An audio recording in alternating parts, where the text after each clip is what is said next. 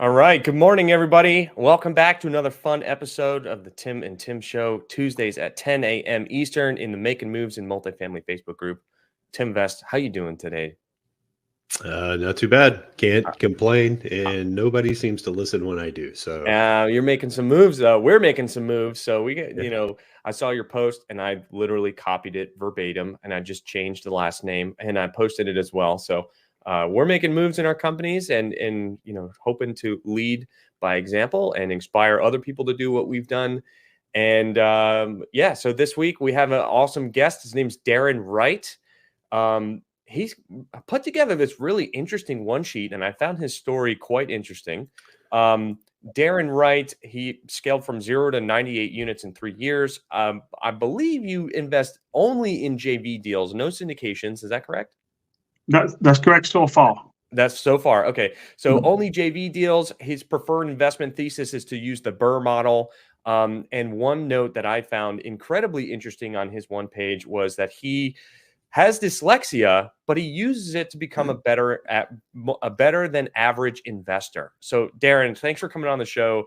Why don't you give everybody a little bit of a highlight of who you are, where you come from, your background, and then we'll dive into your investment thesis and how you got into multifamily. And then we're definitely going to talk about the dyslexia. Okay. Yeah. Thanks, Tim and Tim. So grateful to be here. My name's Darren Wright, and I own and operate Infinite Properties Incorporated in Canada with my wife, Dorothy. And we've had the company just 5 years, but for the first couple of years, we really didn't do a lot with it. We're just more of education and networking because we've done renovations before, flipping houses and small rental units, but we wanted to do the larger multifamily. And obviously, I'd just gone through a divorce, so we had no money at all. So we had to start from scratch. And we knew exactly what we wanted to do, but we didn't have the money. So we had to partner up with other people to do that. And then we've formed some great partnerships where we're able to BRRRR the first multifamily. And then once we got the money back, then we're able to reuse that on the second property and then onto the third property. And then we kind of went from there. And then as we grew, we were able to take on more partners and do more deals as well. Pretty natural growth or pretty organic growth there. I like it. Yeah, last year was his biggest growth for sure. Just everything coming together of being known for what we do and having deals come to us. And, it all started to click together last year. It's when you experience the overnight success. Yeah. Nobody sees all the hard work. Everybody wants to know how you've done it, and they don't see all the work you've done in the background. Yeah. So I want to pull on that for a second, because wait a minute, you said last year, so 2023. Yes. Yeah. 2023, you had your best year. Yeah, best year. Yeah, that's when we added the 76 units. It would have been 76 units last year. That's awesome. That's awesome. And and why I pointed that out. Like, we get so many folks that are like, couldn't find anything in 2023. Numbers didn't make sense. Nobody, people weren't doing deals, right? But you had your best year. Yeah, that's right. We go to networking groups in the area, and then we can hear all these complaints. I can't find a deal. There is none. And I'm just thinking, there's lots there. You've really got to dig for them. And a lot of them come to us, because we've built relationships up in the past with realtors, where one of them was an off-market deal, and another one we always do an advertisement online, if anyone's selling the multifamily, and then we got a phone call from that, and that led, you don't get them that week, but they lead to it. Yeah. So you need to keep your funnel full and keep filling them in, because they take so long to come to fruition sometimes and not all of them do, they don't work for us, or they don't work for the seller. Yeah, no, that's awesome, man. I love that, because Tim and I went through the same thing last year, right? Everybody's like, where are you guys finding deals? I can't find anything that works. And we're like, they're coming to us, they, like you said, it's those 4 years of digging and building relationships, and all of a sudden overnight they just happen, right? Yeah. And it is interesting to see how we had an incredible year in 2023. And even as early like last Friday, I was having a conversation with one of our brokers, and he's like, you guys went on a tear in 2021 into 2022, but then you didn't stop in 2023 like everyone else did. And we're like, well, why would we have? We had access to capital. We had access to great deals. Sure, some things were painful with debt and insurance and, uncertainty in the market. But what did that do? That created an opportunity for us, because if you look, a lot of people are kind of running to other opportunities now of RV parks and car washes are popular, and buying businesses is incredibly popular now. And, shiny object syndrome is a real thing in entrepreneurs, and, everybody's going to make money in their own way. But Tim and I saw an opportunity to double and triple down on what we were good at and what we had access to. And we're starting to see those dividends now. And, one thing that it's difficult for some people to understand is that whole conversation of, well, it took me 4 years to build these relationships. Now deals just come to us. Oh, when you're first starting out, you're like, man, you're looking at that mountain to climb, and you're like, how am I ever going to get to the point where deals are coming to me? Because I am frantically searching and I can't find anything that works today. Yeah. And it's an investment. It's a long-term investment in relationship capital that in time will come and pay its dividends. And the other part of that is when those relationships know that Tim and Tim or Darren are doing deals, and when they say they're going to close on something, they actually do it. The next deal is just going to magically show up because they're like, hey, I just worked with these guys. They were great. They closed on the deal. I made money. I'm going to bring them another deal because I want to make some more money. And you see it just starts to compound. And it's like, the snowball effect. It grows and grows and grows and grows and grows. Yeah. Yeah. And when you say people were scared about the change in the market, it's a cycle. We all know from history that real estate cycles, you've got a seasonal cycle and then you've got economic cycles. And when interest rates go up, well, we should have been stress testing for those when the rates were low. You can't say, rates are 2%, so let's leverage everything on 2%. You've got to know that they're going to go up. Mm-hmm. Yeah, and when you refinance, the other part of it is insurance.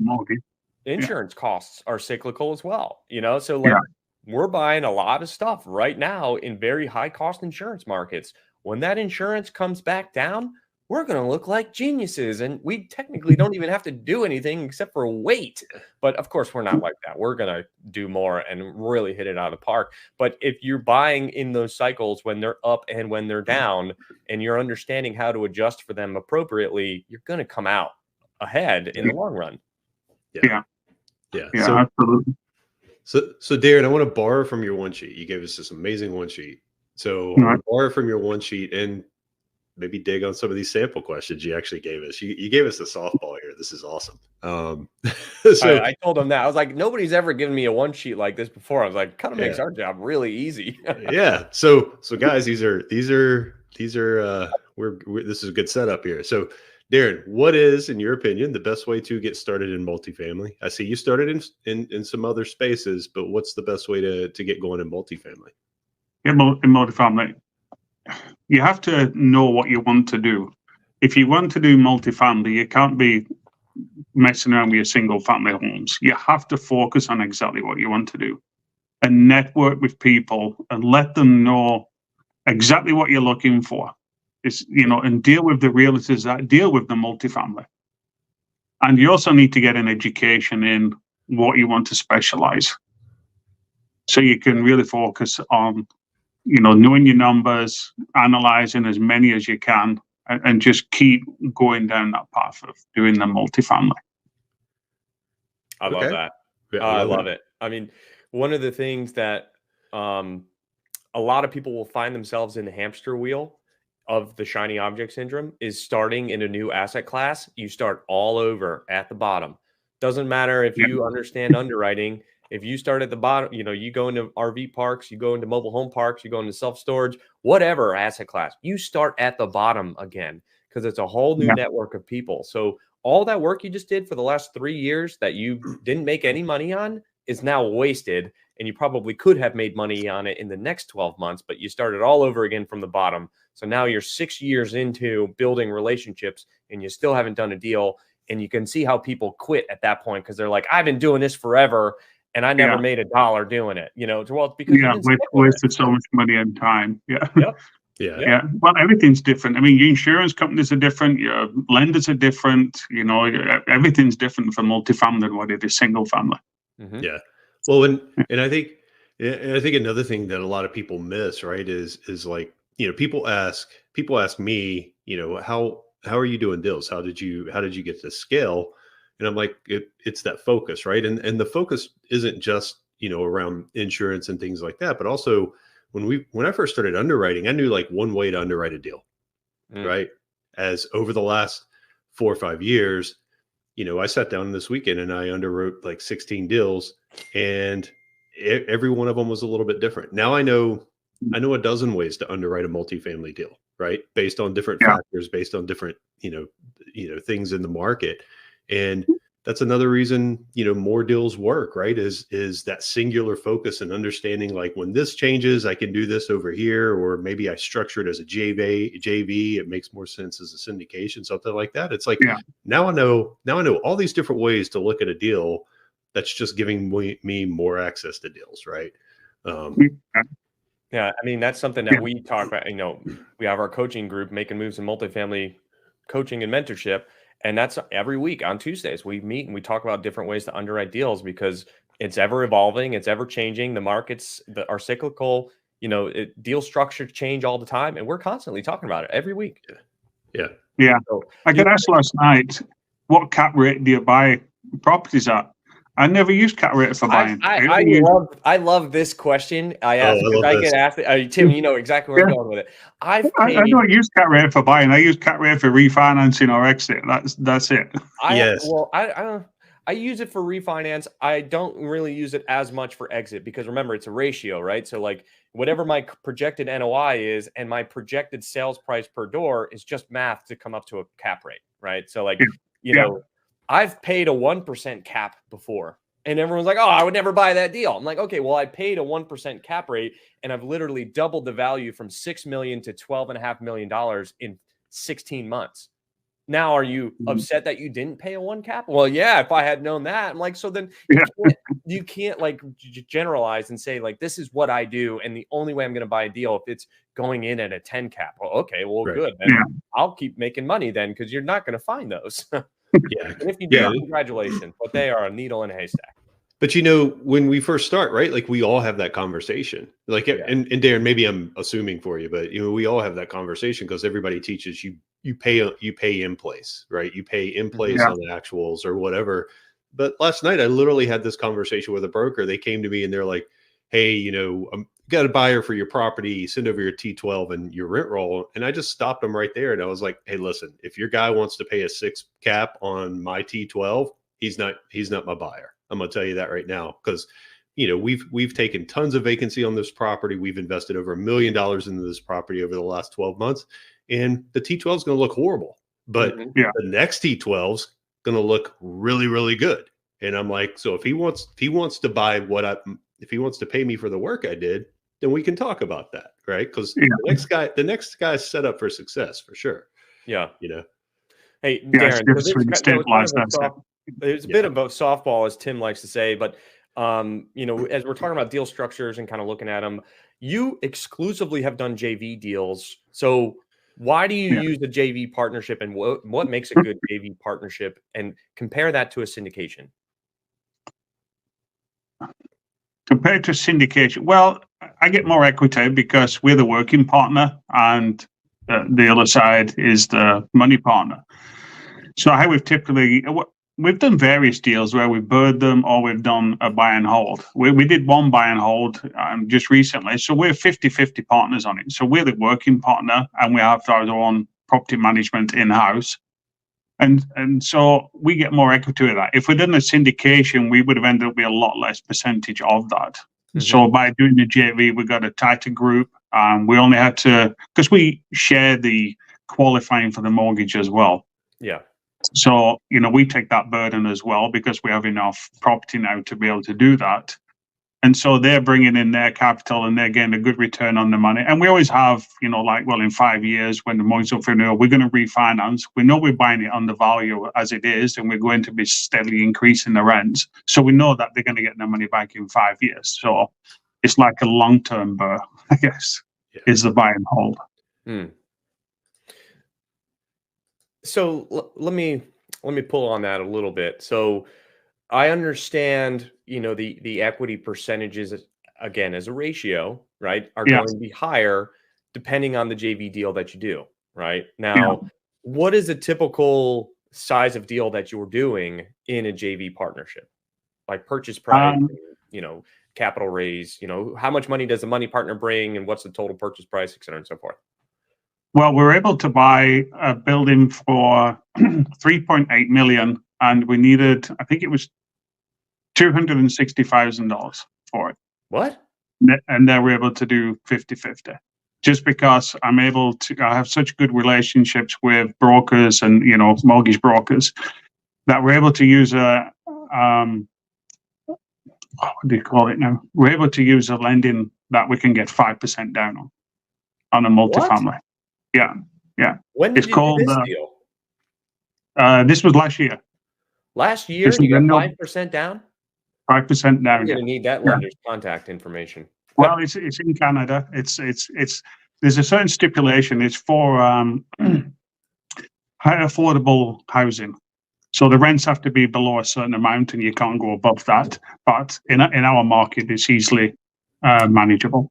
Well, as you may or may not know, I mean, that's what Tim and I do is LIHTC and Section 8. So we are always in the affordable space.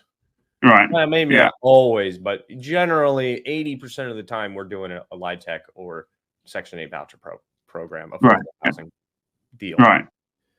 Yeah. So we have some really good lending on that in Canada. Yeah, that's incredible, man. Wow. I mean, buying basically a $4 million deal for $250,000, like sign me up. Yeah.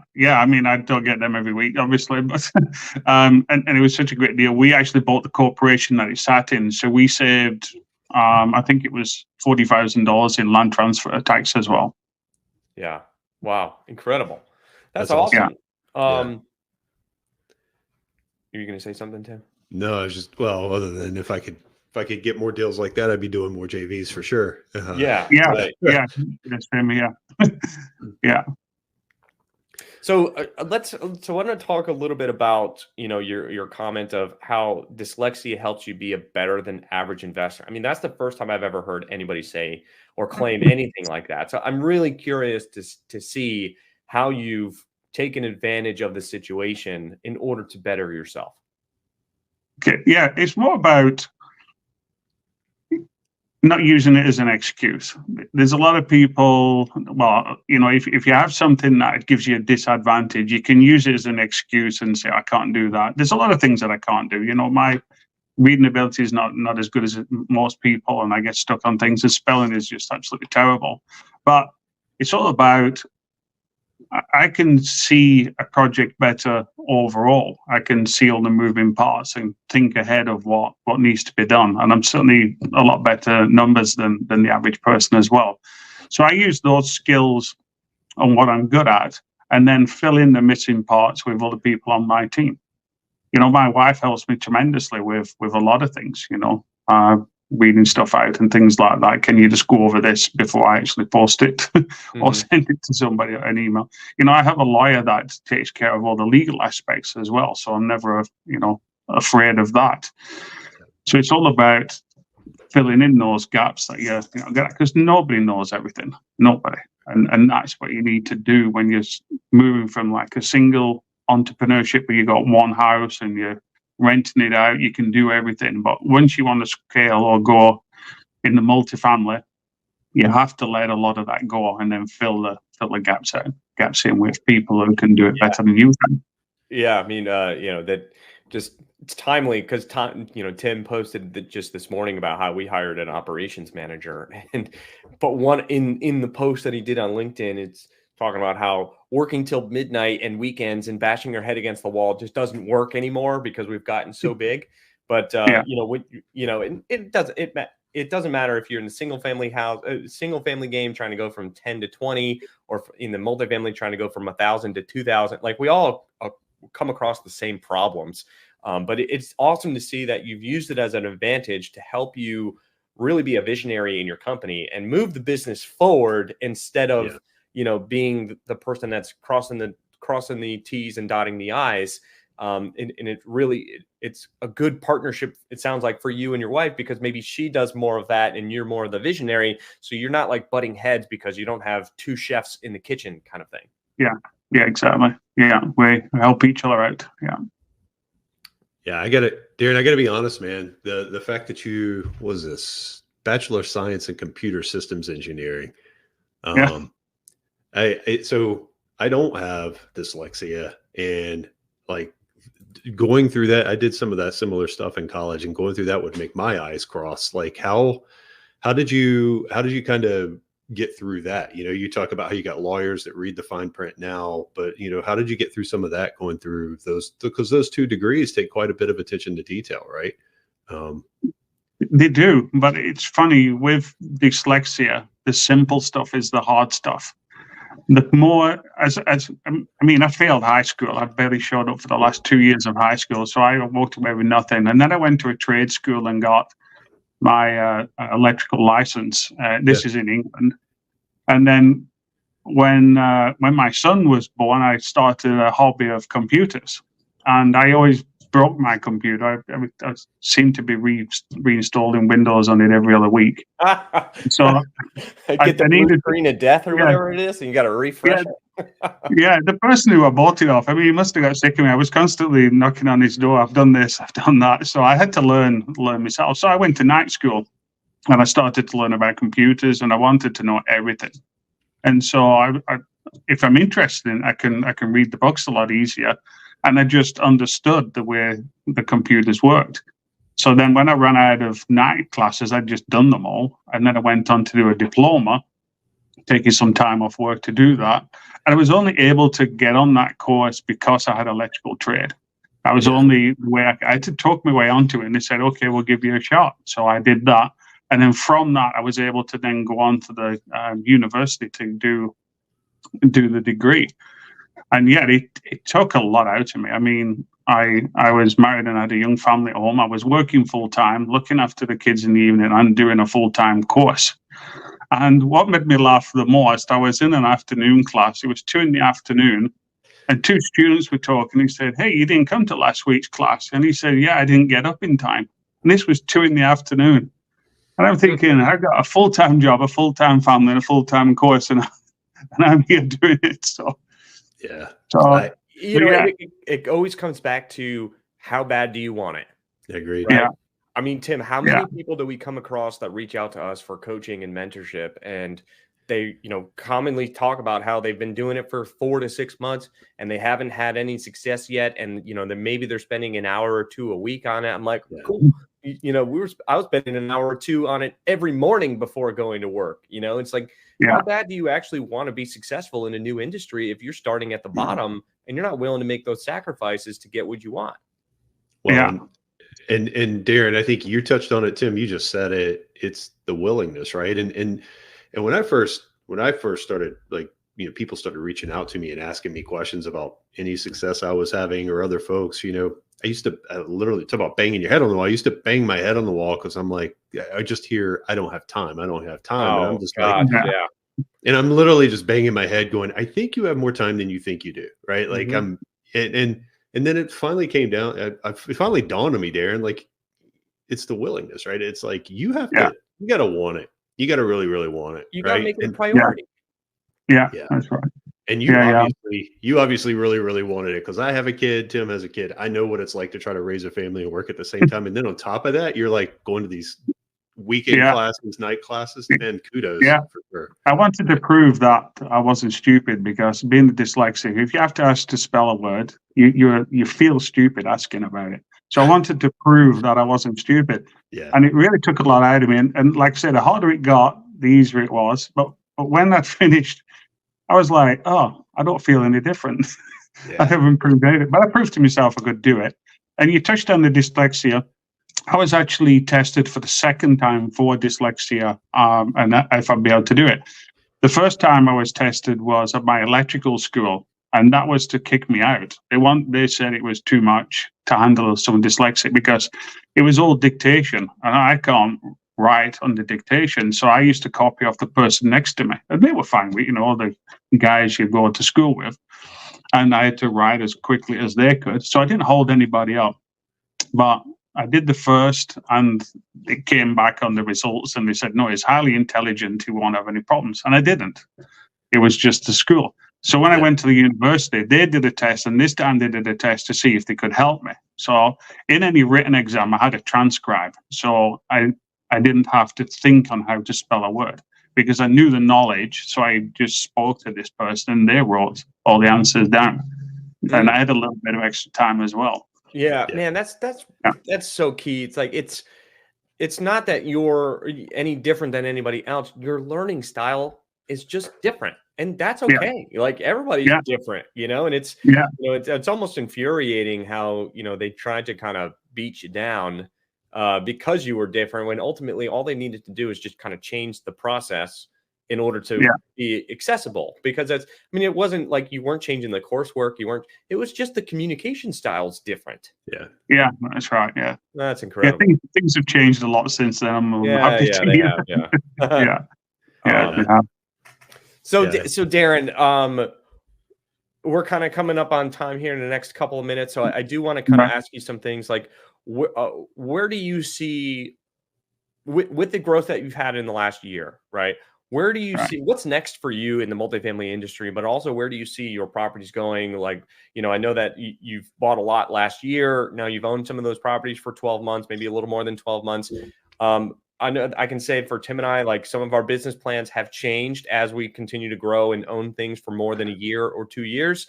What do you see next for yourself and the industry as a whole? And, what are kind of your predictions? We're just going to keep growing. That's all we have at the moment. We have as goal to get to 2,500 units. So we're going to keep pushing for that.